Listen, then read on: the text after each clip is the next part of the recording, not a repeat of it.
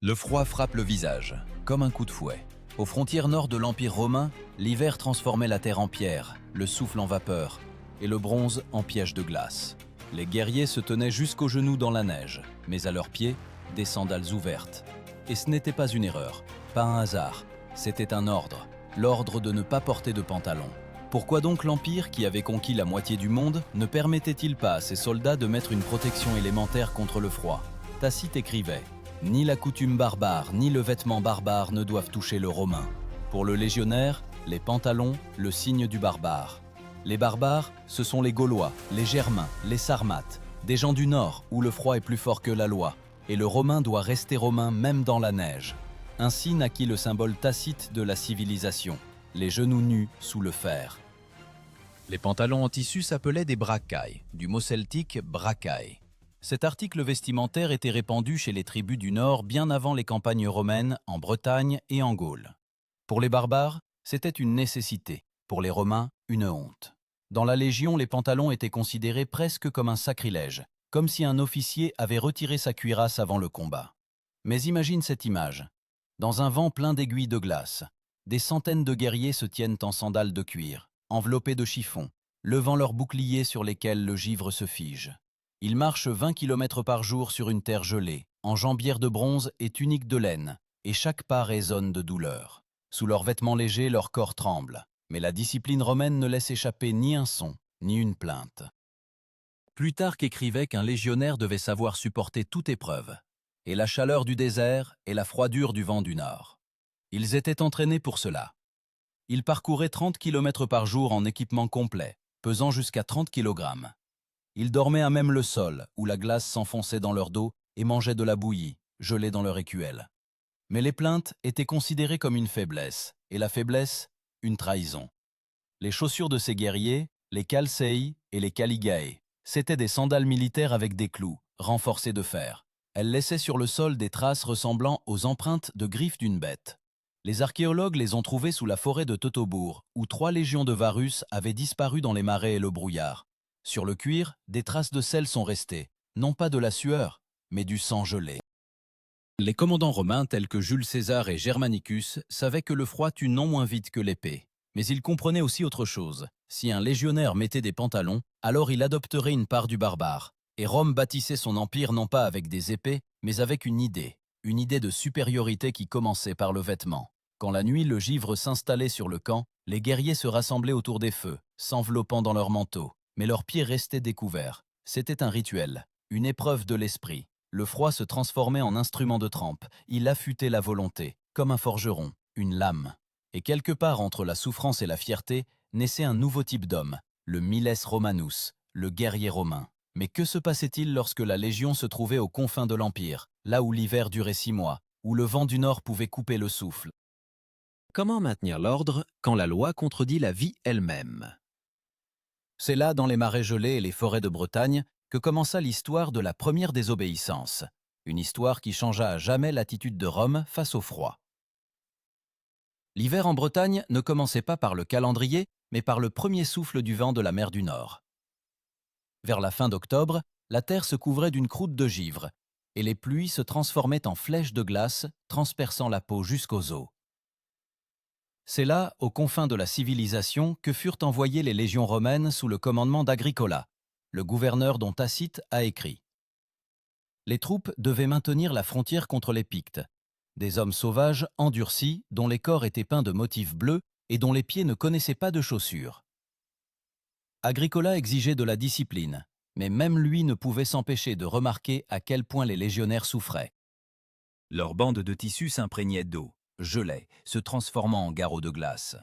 Les sandales à clous de fer, les caligae, gelaient au sol. Les hommes se réveillaient avec les pieds enflés par le froid, et pourtant ils continuaient à construire des fortifications, à marcher, à établir des camps. Ces années-là, les troupes romaines hivernaient pour la première fois dans le nord de la Bretagne, et cette expérience se révéla être un cauchemar. Les découvertes archéologiques du fort de Vindolanda, près du futur mur d'Adrien, le montrent.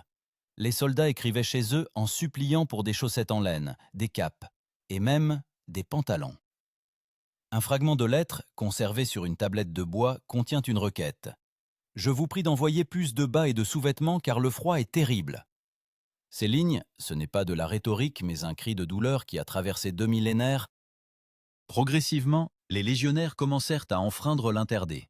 D'abord en secret. Ils se confectionnaient des bracaées en laine grossière de moutons locaux, les portaient sous leur tunique, les cachaient sous de longs manteaux, les sagums. Ce manteau devint le symbole des garnisons du Nord. Le sagum, un tissu de laine épais attaché par une fibule au cou. Il ne réchauffait pas complètement, mais protégeait du vent. Et, avec les pantalons secrets, se transformait en un défi à l'idée même de la vaillance romaine. Les guerriers, éduqués selon l'idéal du rude guerrier italique, prenaient désormais des leçons de ceux qu'ils appelaient barbares. Ce n'était pas seulement un échange de biens, mais un choc de vision du monde. Selon l'historien Goldsworthy, ce sont les campagnes du Nord qui ont forcé Rome à reconnaître pour la première fois la faiblesse de sa tradition. Mais personne n'en parlait ouvertement. Car admettre qu'une coutume barbare sauvait les légionnaires revenait à douter du fondement même de l'Empire.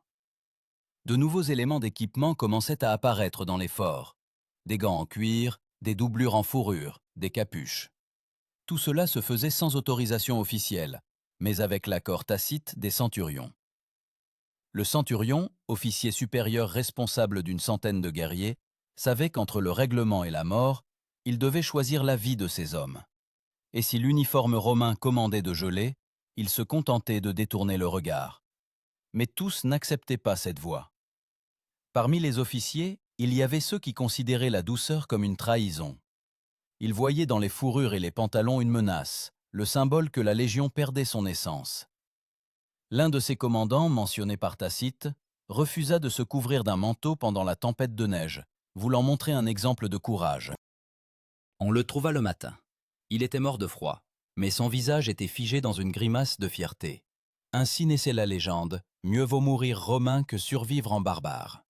Et pourtant, sous la couche de discipline, le mécontentement grandissait. Les soldats, épuisés par le froid et les maladies, commencèrent à se mutiner. Une révolte éclata dans l'un des camps de Bretagne.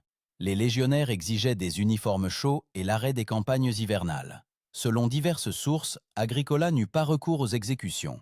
Il comprenait, la punition ne réchaufferait pas, et la révolte ruinerait la garnison. Alors, il fit un compromis, rare pour la tradition romaine. Il autorisa officiellement le port de sous-vêtements en laine pendant l'hiver.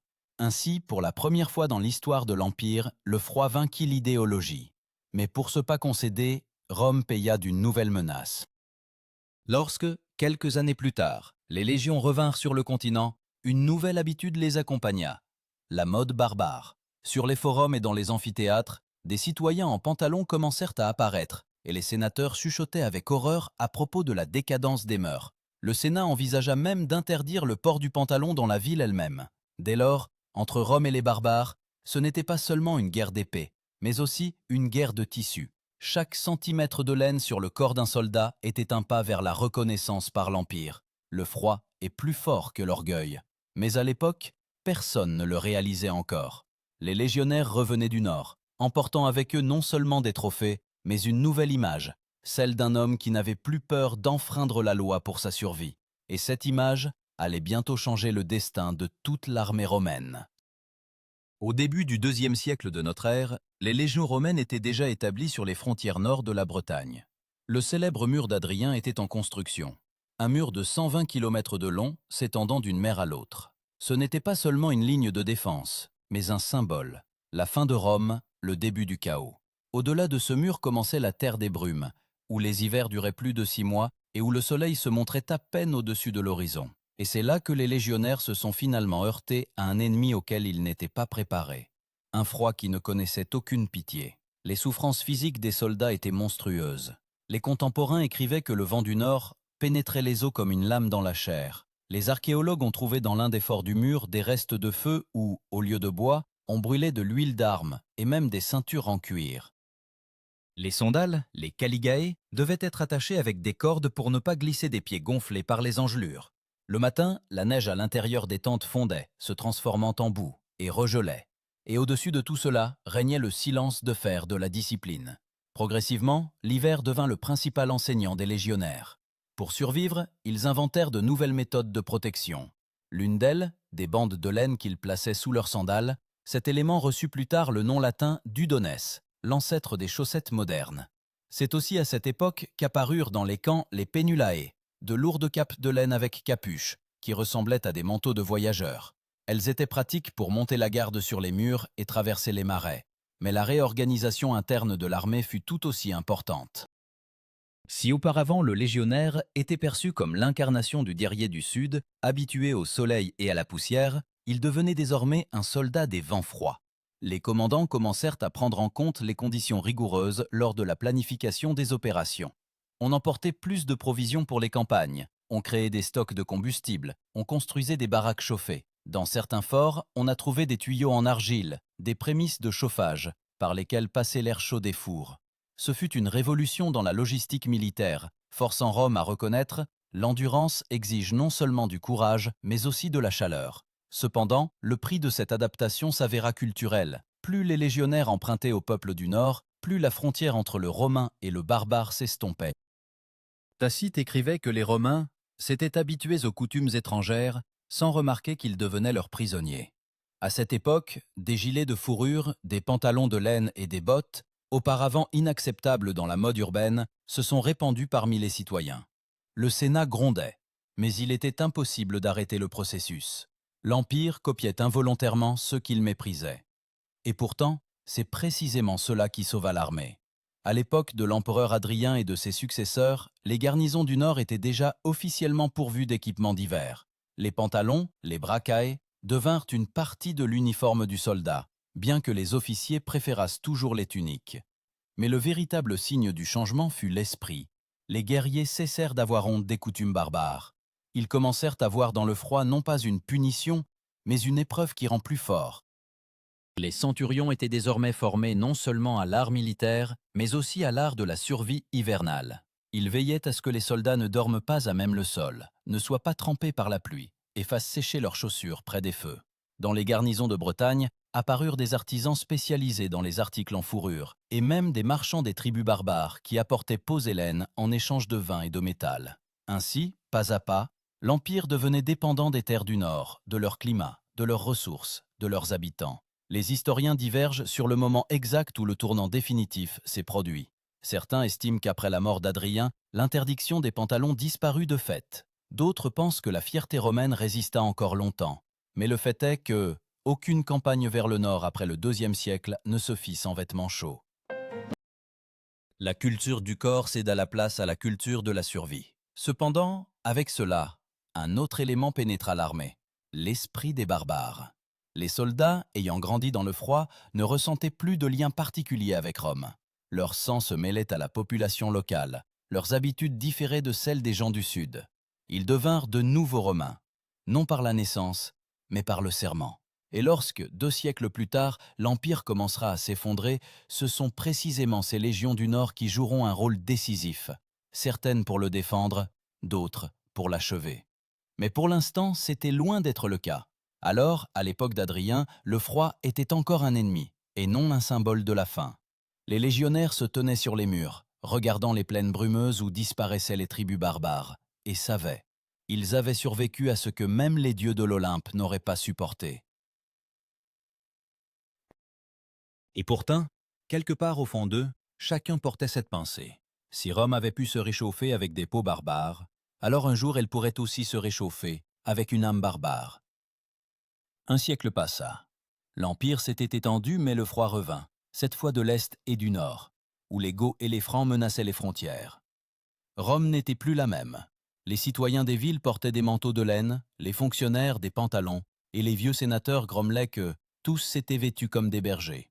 Mais aux frontières, dans les marais du Rhin et les montagnes de Pannonie, la guerre contre l'hiver n'était pas terminée.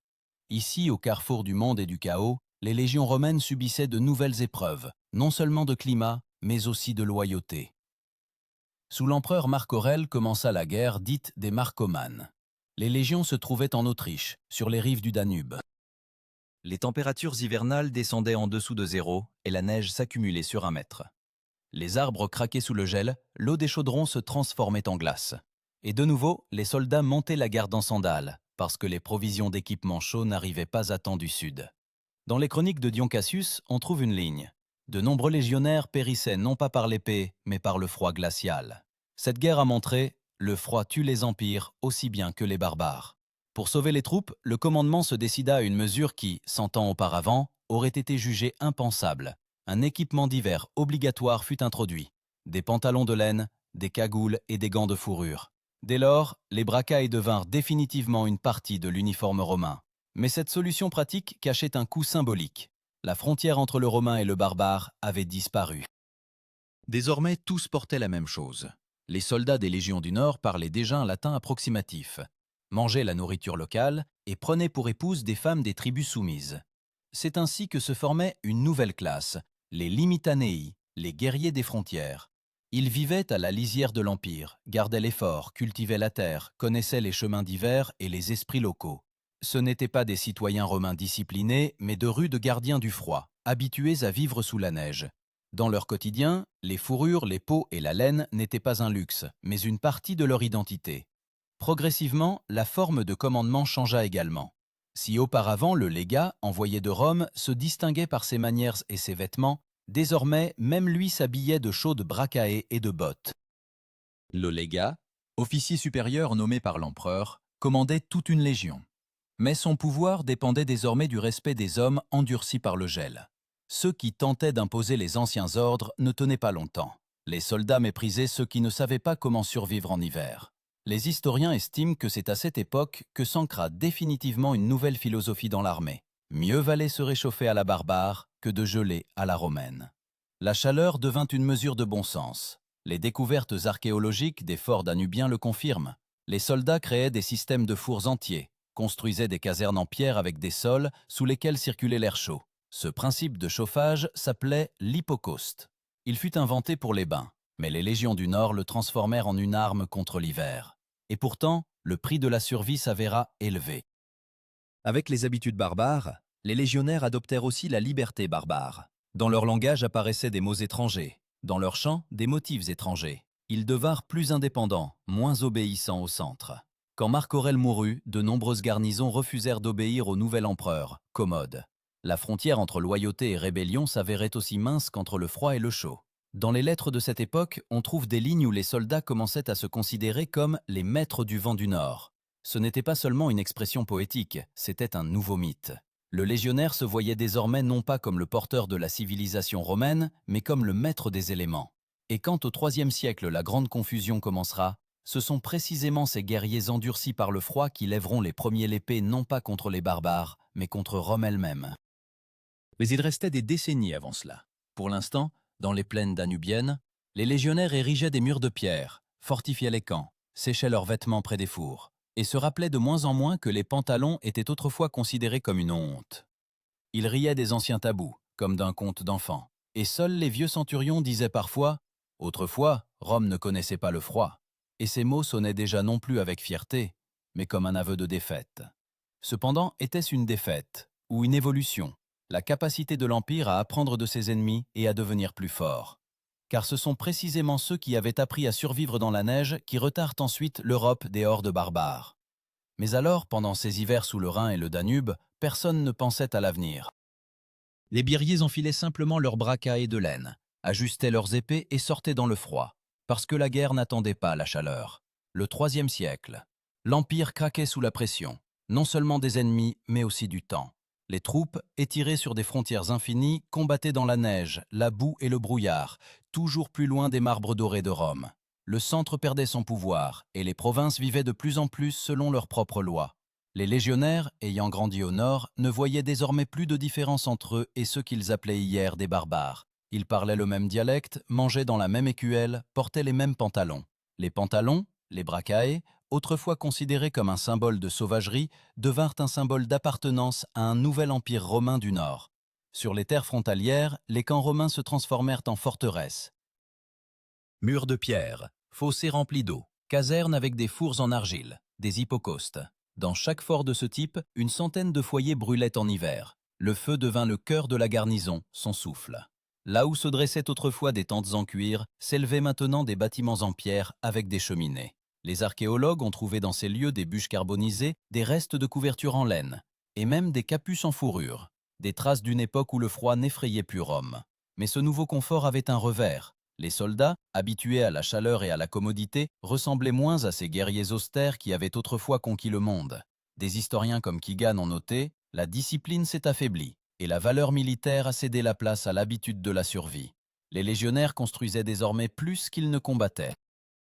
Leur journée se passait à réparer des routes, à préparer du combustible et à protéger les villages locaux. Et pourtant, la menace ne disparaissait pas. De l'Est venaient les Goths, du Nord, les Francs. En hiver, ils attaquaient le plus souvent, sachant que les Romains étaient épuisés, que les routes étaient enneigées. Alors, les légionnaires quittaient leurs casernes chaudes et retournaient au combat. Dans ces batailles, le gel devenait l'allié de l'ennemi. Les lances se brisaient sous le froid. Les épées gelaient aux mains. Les légionnaires enveloppaient les poignets de tissu pour ne pas se brûler la peau avec le fer. Pour contrer cela, les commandants introduisaient de nouvelles techniques.